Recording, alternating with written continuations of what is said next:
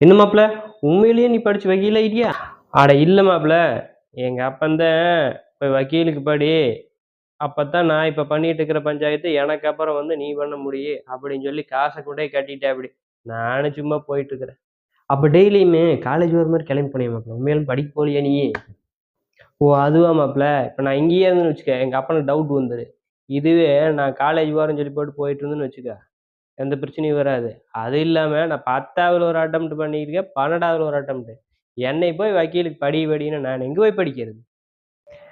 அப்போ உங்க அப்பா இது ஏதாவது பைசல் பேசல வாடான்னு ஓடிட்டு போனா நீ அங்க போய் என்ன பேசுவ? அது ஒண்ணும் இல்ல மாப்ள. நம்ம ஊர்ல படிச்சு வக்கீல் இருப்பாங்கல்ல, அவங்களுக்கு ஒரு கமிஷன் குடுத்துட்டு, நானும் வக்கீல்ன்னு ஒரு பில்டப் காட்டிட்டு அப்படியே ஷோ காட்டிட்டு சுத்திட்டு இருக்க வேண்டியது. சரி, சரி. கலக்கு மாப்பிள நீயி. இப்ப கூட நம்ம சொந்தக்காரர் ஒருத்தரு, அவர் உள்ளக்கி மாப்பிளை வீட்ல இருந்து வரன் வந்திருக்குதாம்மா. மாப்பிள்ளையோட சொத்தெல்லாம் எவ்வளவு இருக்குன்னு போய் பார்த்துட்டு வர சொல்லித்தான் நம்மள சொல்லிக்கிறாரு. நீயும் ஃப்ரீயா இருந்தீன்னா வா, போய் ஒரு எட்டு பார்த்துட்டு வருவோம்.